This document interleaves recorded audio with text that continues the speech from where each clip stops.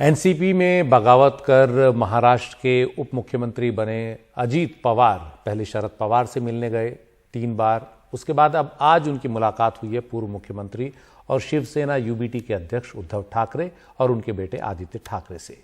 इन दोनों ही नेताओं ने अजीत पवार से विधानसभा में उनके दफ्तर में जाकर मुलाकात की और मुलाकात ऐसे समय हुई जब अभी एनसीपी में जो बगावत है वो बहुत पुरानी भी नहीं पड़ी है, अभी हाल की ही बात है और महाराष्ट्र में जो सियासी गहमा गहमी है काफ़ी तेज़ है। शरद पवार की से अजीत पवार की जो मुलाकात है उन्हें लेकर ही कई कयास अभी चल रहे हैं और अब ये नई मुलाकात हुई है।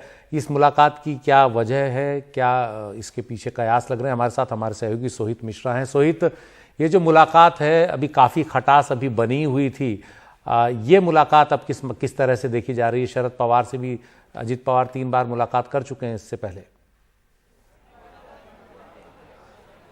जी देखिए, ये जो आज की मुलाकात है उसे एक औपचारिक मुलाकात के तौर पर बताया जा रहा है, क्योंकि जो मानसून सत्र है वो मुंबई में चल रहा है और जो उद्धव ठाकरे महाराष्ट्र के पूर्व मुख्यमंत्री हैं वो विधान परिषद के सदस्य हैं और इस सत्र में आज वो पहली बार आए थे। वो खुद बेंगलुरु में 2 दिन जो विपक्ष की बैठक थी वहाँ पर मौजूद थे।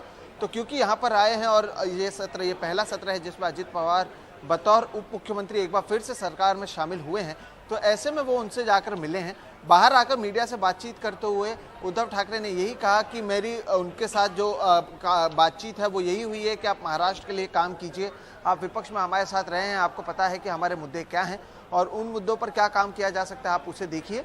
और जब उद्धव ठाकरे खुद मुख्यमंत्री थे तब भी अजीत पवार उप मुख्यमंत्री थे। बाद में जब ये सब लोग विपक्ष में आए तब अजीत पवार विरोधी पक्ष के नेता थे और अब वो एक बार फिर से उप मुख्यमंत्री बने हैं। ऐसे में इसे एक औपचारिक बैठक के तौर पर देखा जा रहा है, क्योंकि बाद में जब उद्धव ठाकरे से पूछा गया उन्होंने खुद ही कहा कि हम तो कल बेंगलुरु में मौजूद थे, इंडिया जो है वो टैगलाइन दिया गया है, उसके बारे में भी उन्होंने कहा कि जिस तरह से जीतेगा भारत ये टैगलाइन दिया गया है और विपक्ष एकता की बात उन्होंने की है। तो इस बैठक को वो एक औपचारिक बैठक से ज़्यादा नहीं मान रहे हैं, लेकिन बिल्कुल ये जो अजीत पवार बार जाकर शरद पवार से 2 बार मिले हैं और उसके बाद शरद पवार उस बैठक में पहले दिन नहीं पहुंचते हैं, दूसरे दिन पहुंचते हैं, उसके वजह से हमने देखा है कि जो महाराष्ट्र में जो मानसून सत्र चल रहा है उसमें एनसीपी के अधिकांश विधायक नहीं आ रहे हैं, क्योंकि वो कंफ्यूज हैं कि क्या करना है, अजीत पवार के साथ सत्ता में जाना है या शरद पवार की वजह से विपक्ष में बैठना है। तो भले ही उद्धव ठाकरे या उनकी पार्टी पर इसका असर ना दिखे, लेकिन जो एनसीपी के विधायक हैं उन पर इसका असर साफ तौर पर देखने मिल रहा है। उसमें से इसलिए अधिकांश जो विधायक हैं वो आ ही नहीं रहे हैं और ना ही कोई सत्र में कहीं पर बैठ रहे हैं। और इसे लेकर जब हमने जितेंद्र आव्हाड जो कि शरद पवार के खेमे से आते हैं उनसे पूछा तो उन्होंने कहा कि कई विधायक डरे हुए हैं, उन्हें पता है कि शरद पवार के बिना उनका कुछ नहीं हो सकता और इसलिए वो अजीत पवार का समर्थन नहीं कर रहे हैं।